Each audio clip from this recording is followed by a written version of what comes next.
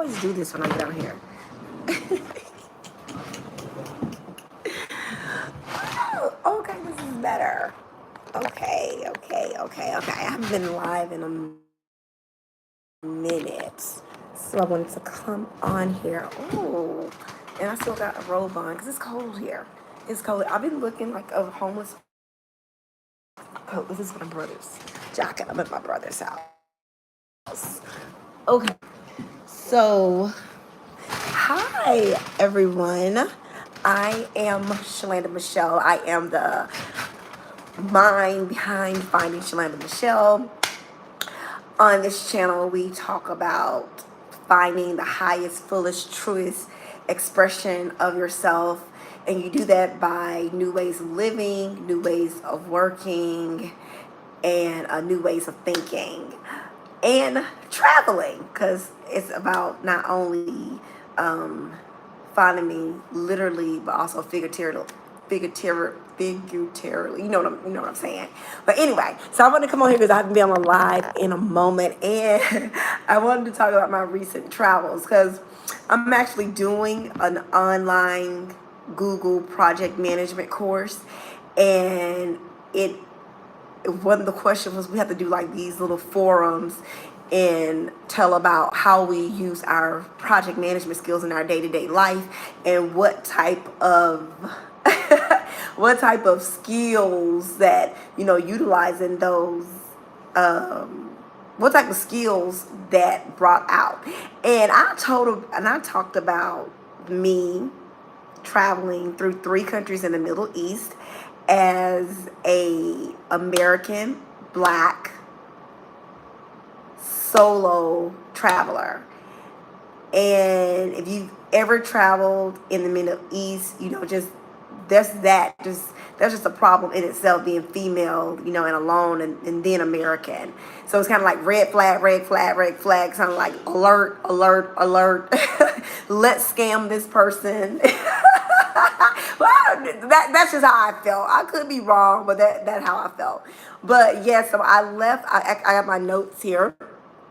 So just give you a little idea of what I went through in those 7 days, crossing 3 borders by foot. Yes, crossing 3 borders by foot. So I left Dubai on the 18th, headed to Jordan. In Jordan, the airport was in Amman, Amman. So I caught the flight there. It was a very easy flight.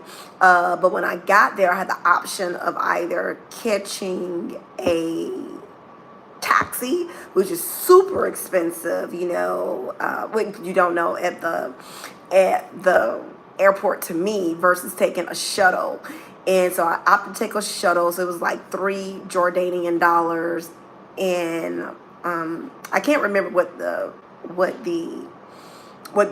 exchange is into dollars, but I know that was versus $3 Jordanian dollars, and then a taxi was like 22 Jordanian dollars. So yeah, I was going with the shuttle, and then this shuttle was going to take me to a bus station, and from that bus station, I will take another taxi to another bus station. So everything was smooth with that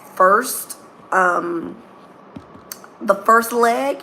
It was just that when I got to the bus station, that's when the other taxi drivers started attacking me like vultures, trying to get me to take their taxi to the next bus station.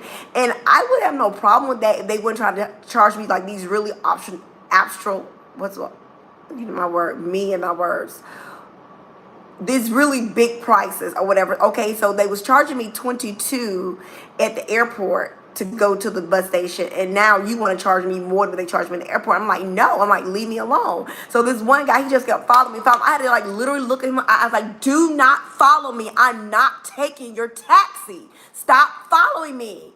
And then finally I asked this guy, and he told me you can go take that shared taxi to get to the bus station you need to get to. So in this shared taxi, you just pay $1 Jordanian, but the thing about it is you have to wait until it fills up. So it was already one person in there, and that was the second person, so we're waiting on two more people. So literally it filled up like in 5 minutes.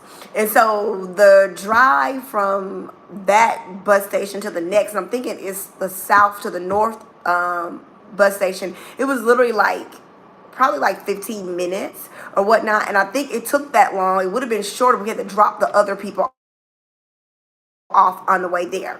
So then we finally got to that bus station to catch that bus, which is going to be a shared van to Petra. We had to wait till that van filled up. And so I think it was like a 20 passenger van. And when I got on there, it was like 1, 2, 3. It was like 3 people on there. I was one of the only females. There's another young lady on there, and she was actually from France. So she said she had been there all morning, waiting. So it was an all day thing for her. It was probably, a few hours for me, but that was the most, detrimental part about that leg, was like waiting till that bus filled up. And eventually it did not fill up, and so they had to go with it not full because it was getting so late.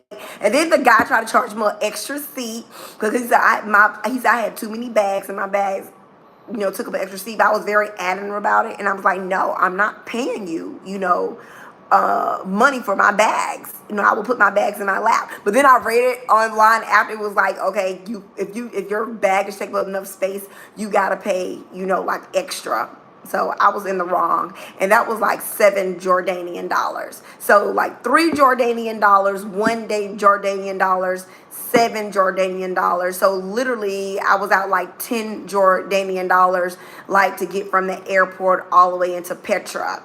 And if I'm not mistaken, because I think the 7 Jordanian, I'll have to put the conversion, in the description. But yes, I was out of $10 Jordanian dollars getting from the airport to Petra, plus the time, because it literally took an entire day. And it was really cold. I underestimated the weather. I actually didn't check the weather because I'm thinking like I'm in the Middle East. This is close to the UAE. It's warm in the UAE, so it's gonna be warm in Jordan. Well, that was a lie. It was cold in Jordan, and I was cold in Jordan. So went to Petra. Like I said, I hooked up with this girl from France, so we end up, resting that evening. And then the next morning we woke up, did Petra together. She stayed there for a few days. I just wanted to see one thing, take the picture, bam, I'm out the door. And that's what I did. I did that. I walked for a little, around Petra. And then I took a donkey back to the front. And I advise you to take as many transportation options that they ask you, unless you just like to walk. They ask you, do you want to take a horse? Do you want to take a camel? Do you want to take a donkey? Do you want to take a golf cart? It's a lot of walking. And take all the modes of transportation that you can, unless you just enjoy walking. That's my advice. I wish I would have taken every choice they had given me, and not just the donkey. Okay. So now I left Petra, and I called a taxi. So this was very easy. So I was able to negotiate this guy down. He didn't speak English, but he spoke money. So money talks. So I was able to negotiate him down like to 50, I think it was like Jordanian dollars, to take me to the border. And that was like a 2-hour ride. No, I take that back. It was, let me see, because I wrote my notes here. It was 55 Jordanian dollars to the Aqua border. So that was like a couple of hour ride from Petra. So me and this nice gentleman who was Jordanian, he drove me there, and he took his little stop at the rest stop, and he got his tea, and I got me some nuts. He bought me some tea, and we sat there on his break. Yes, while he took a break on his way to take me there. And yeah, we had tea. We had tea and some little candy bar of some sort, like a little nut Nutri-Grain bar of some sort. And then we continued on our way to the Aqua border. And then he dropped me off the border, and I had to walk across the border to Israel. And of course, Israel not just letting you in they border like that. They gonna grill you, honey. I had never been grilled like that, interrogated like that before in my life. Go through your bags. They found my blender. They searched that, see if no bomb was inside of there. And then I was free to go. And then once I got inside of Israel, I called a taxi to the city center very easily. I think the taxi driver got over on me. He didn't turn the meter on, so I just gave him some money. And it's very expensive in Israel. If you've heard that, it is. And so I got something to eat, and then I looked up the bus station, realized the bus station was in walking distance. So I literally walked to the bus station like 5 minutes from the restaurant, bought me a ticket to Jerusalem, got on the bus. It was like a 5-hour, transit between Eilat and Jerusalem. Got on there, then I got there, and then I took to the bus. Then it's so easy to get around. Then he got on this metro trail, got me a ticket to get on there, got on the metro trail. It took me straight to my accommodations. I was staying in a hostel there in Israel. And this is a really nice hostel. It's called Abraham Hostel or something like that. And it was like, so I met some really cool people. I met Americans, Germans, one young lady, she's from Sweden. We hooked up from there. And yeah, it was an amazing experience. So it was very easy to get around Jerusalem. Then stayed there for like 4 days, left there following the young lady that I met in Sweden. She's like, oh, you want to go to the Dead Sea? And I'm like, sure, because I'm going back, to the Eilat to get the border, to get to go across the border again to get to Egypt. So we end up not getting a full ticket to Eilat, but just got a half a ticket to go to the Dead Sea. And we end up getting stranded there at the Dead Sea because when the bus finally came, it was full and we couldn't get on. And it happened like 2 times. So we was like, we have to do something. So we ended up talking to this bus driver who halfway understood us. And it's not their fault. It's our fault, because why are we in this country and we can't speak these people's language? And he was like, well, you can take this bus to this place and then you can catch another bus there. So we just like, okay, we got to make an executive decision. Let's get on this bus and go. And he just took us all around the world. Then he was like, okay, you get off here. It was like in no man's land. I mean, it was literally nothing there but some rocks and hills and one gas station. And he was like, okay, walk to that bus station, that bus stop, and then wait on the bus. And we're like, oh my goodness. So we decided we need to hitchhike. It's dark, we can't be out here, we're ladies, there probably some coyotes out here or something. We gotta get out of here. So we just made another executive decision to hitchhike. A few cars passed by us. They didn't pay us no mind. But thankfully, this one Israel guy stopped. And I think it was from Israel. And he picked us up. Yes. And he didn't speak English either. But thank God for Google Translate. We was able to tell him we're just trying to get to Eilat. That's all we want to do. And from my understanding, he was transporting organs. He had like organs in his trunk. Of all things. Oh my God. So we was able to put our stuff in the trunk, and then he put us in the car. We had a good time. So we did like karaoke all the way to Eilat. We sung songs and recorded, which I'm gonna do a video on that part too. So it was very awesome. So made it to Eilat safe and sound, stayed there one night, and then got up the next morning, caught another bus to the border. It was literally like 10 minutes. It was like the local bus. Caught the local bus to the border and just walked across it. And it's funny because at the border, the guy asked me, he was like, why do you want to go to Egypt? And that was a red flag. Like, why? Everybody said, why you want to go to Egypt? I'm like, I want to go see the pyramids of Giza and the Sphinx or whatever. But yeah, because once I crossed that border,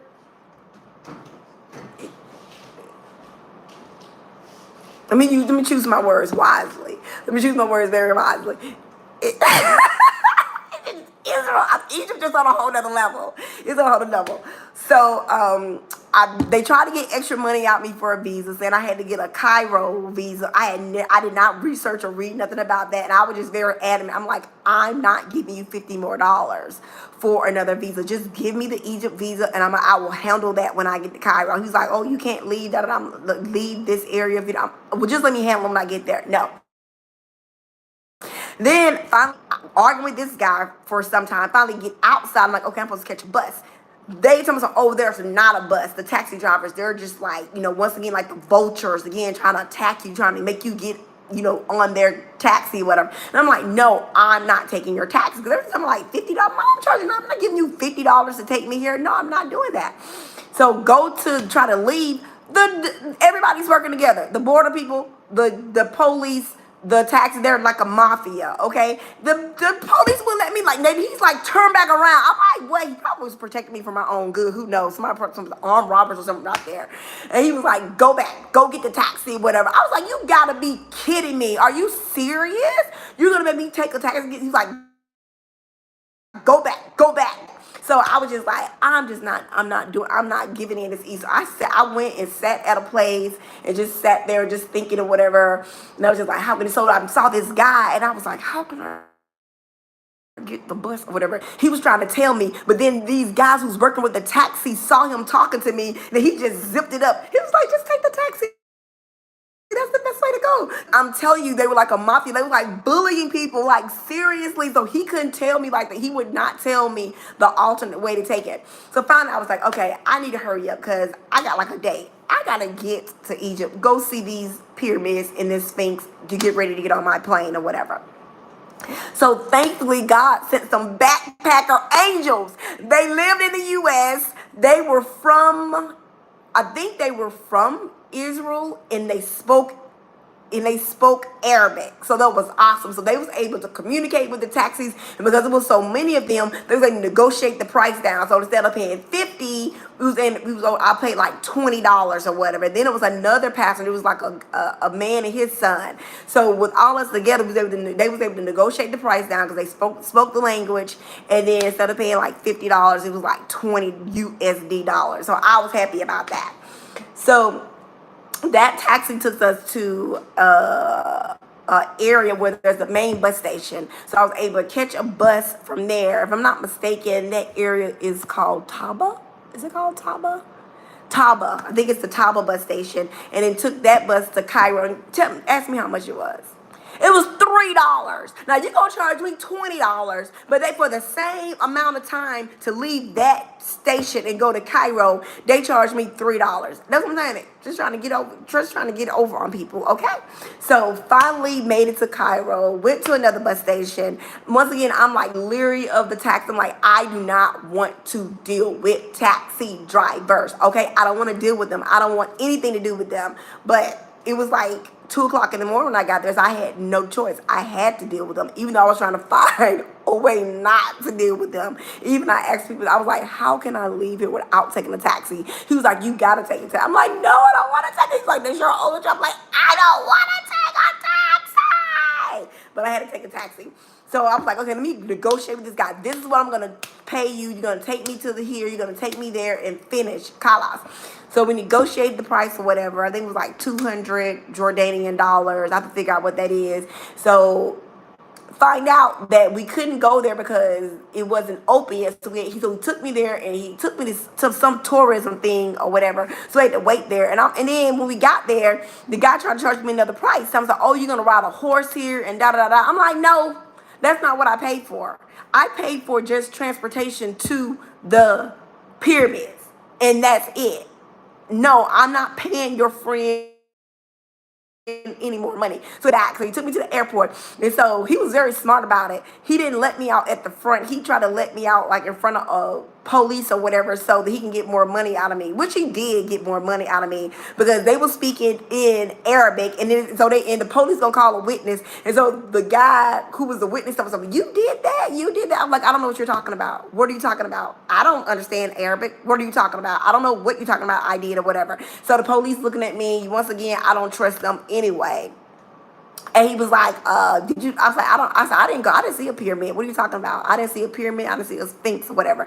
And so he was like, just give him whatever, whatever, whatever. And it was like $5 or something in their money or what. I'm like, I was like, you know what? I'm not even gonna waste my energy, to just have a disagreement with these people. You know what I mean? So let me just give him these $5 if he need these $5. So literally, I just, gave him the money or whatever or whatnot. Because I was just like, oh. So at that point, I was like, you know what? I'm not dealing with no one who's not a tour company in Egypt. So I ended up going, I was like, I'm going to see these pyramids, bro. I just want to go in there. I want to snap the pictures and I want to leave. And I don't want to do anything else. And I know I want to go to a spa and spend the rest of my time at a spa so I can decompress before I get on my flight. So I ended up finding a tour company online, and it was just literally I was just paying for a driver. And once again, he was trying to upsell me. I'm like, listen to me, guy. I don't want to see anything in your country other than the pyramids and the Sphinx. Take me there, take my pictures, and let me go. And take me to this Marriott hotel so I can stay there for the remainder of my time. And he got the picture. You know what I mean? I'm just like, I'm just over it. I am so over it. But other than the transportation part, and it was only the transportation in Egypt. I feel as though everywhere else the transportation was great. In Jordan, I had a little hiccup there, at one of the bus stations. The transportation was great in Israel. The transport, other than the hitchhiking, but still the transportation was great. There weren't people like, on top of you, whatever, trying to get you to ride a taxi or whatever. But other than that, it was a wonderful experience. And it just lets me know that I'm really skilled at navigating the world now. I am super skilled at navigating the world by myself. Because it had been a really long time. I had not traveled since 2019, so all of 2019, I had traveled. I went like 8 different countries or whatnot. But then it was like once that COVID started, I did not go anywhere. So 2020, 2021, 2022, I did not travel. I did not go outside of the UAE. So to go to 3 countries, within 7 days and not have traveled for 3 years, it was a really big deal. And I enjoyed it. It's definitely in the memory books. It was something that I'll remember for the rest of it was a lot of firsts, for me. And I really enjoyed it. So stay tuned. I'm going to be posting more videos, about the individual countries, a little more lengthy videos so you can see what I did, when I was there in the 3 different countries, and probably add some commentary to it so you can get a thorough story. So I hope this helped you identify with me traveling in January. And if you travel with me to Dubai and beyond trip in 2024 or on the Ghana trip at the end of this year, it would not be like this. I promise you. It's going to be more civilized. This is just the individual, my individual adventure. Okay, so this is gonna end the video, and you catch a replay. Make sure you like, make sure you share, make sure you're subscribed if you're not, and also make sure you comment. Even if you put an emoji, make sure you comment so other people that have travel adventures or are interested in hearing about other travel adventures, other people's adventures while traveling, they can get this video. Talk to you later. Mwah. Bye.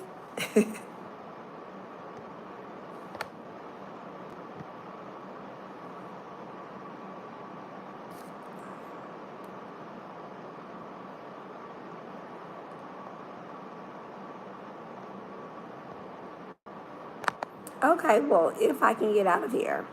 Oh, and by the way, if I didn't say this, I'm in Atlanta. I am in Atlanta. So for any of my AT aliens, let's hook up. I don't know how long I'm going to be here, but so let's hook up fast if you're here in Atlanta. Let's do brunch, let's do lunch, let's do something. Mwah. Again, bye.